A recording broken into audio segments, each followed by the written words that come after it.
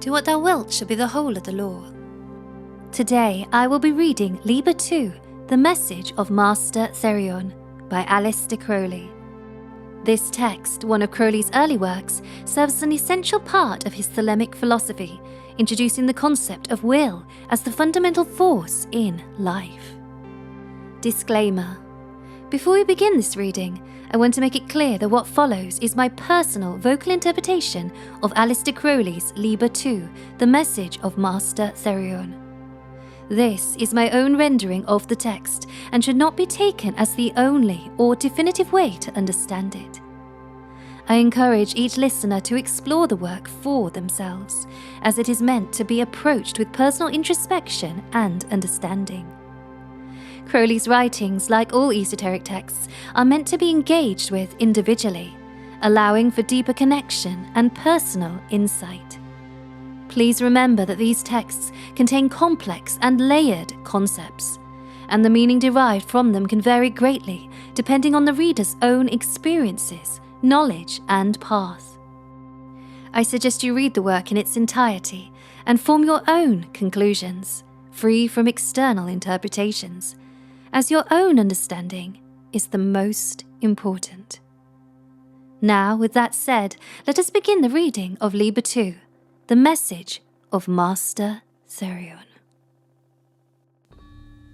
Liber 2, The Message of the Master Therion. Do what thou wilt shall be the whole of the law. There is no law beyond do what thou wilt. The word of the law is Thelema. Thelema means will. The key to this message is this word, will. The first obvious meaning of this law is confirmed by antithesis. The word of sin is restriction. Again, thou hast no right but to do thy will. Do that, and no other shall say nay. For pure will, unassuaged of purpose, delivered from the lust of result, is every way perfect. Take this carefully. It seems to imply a theory that if every man and every woman did his and her will, the true will, there would be no clashing. Every man and every woman is a star, and every star moves in an appointed path without interference. There is plenty of room for all. It is only disorder that creates confusion. From these considerations, it should be clear that do what thou wilt does not mean do what you like. It is the apotheosis of freedom, but it is also the strictest possible bond.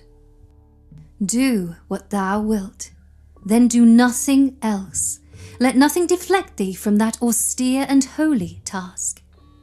Liberty is absolute to do thy will, but seek to do any other thing whatever, and instantly obstacles must arise. Every act that is not in definite course of that one orbit is erratic, an hindrance. Will must not be two, but one. Note further that this will is not only to be pure, that is, single, as explained above, but also unassuaged of purpose. This strange phrase must give us pause. It may mean that any purpose in the will would damp it. Clearly, the lust of result is a thing from which it must be delivered. But the phrase may also be interpreted as if it read, with purpose unassuaged, i.e. with tireless energy. The conception is, therefore, of an eternal motion, infinite and unalterable. It is nirvana, only dynamic instead of static. And this comes to the same thing in the end. The obvious practical task of the magician is then to discover what his will really is, so that he may do it in this manner. And he can best accomplish this by the practices of Liber Thishab, or such others as may from one time to another be appointed. It should now be perfectly simple for everybody to understand the message of the Master Therion. Thou must, 1. Find out what is thy will. 2. Do that will with A. one-pointedness, B. detachment, C. peace. Then, and then only, art thou in harmony with the movement of things. Thy will part of, and therefore equal to, the will of God.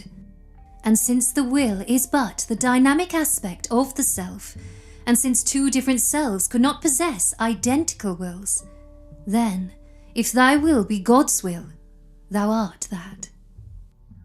There is but one other word to explain. Elsewhere it is written, surely for our great comfort, love is the law, love under will.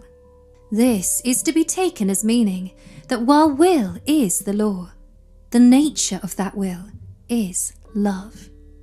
But this love is, as it were, a byproduct of that will. It does not contradict or supersede that will, and if apparent contradiction should arise in any crisis, it is the will that will guide us aright. Lo, while in the book of the law is much of love, there is no word of sentimentality. Hate itself is almost like love. Fighting most certainly is love, as brothers fight ye. All the manly races of the world understand this. The love of Liber Legis is always bold, virile, even orgiastic. There is delicacy, but it is the delicacy of strength. Mighty and terrible and glorious as it is, however, it is but the pennon upon the sacred lance of will, the damaskeened inscription upon the swords of the knight monks of Thelema. Love is the law, love under will.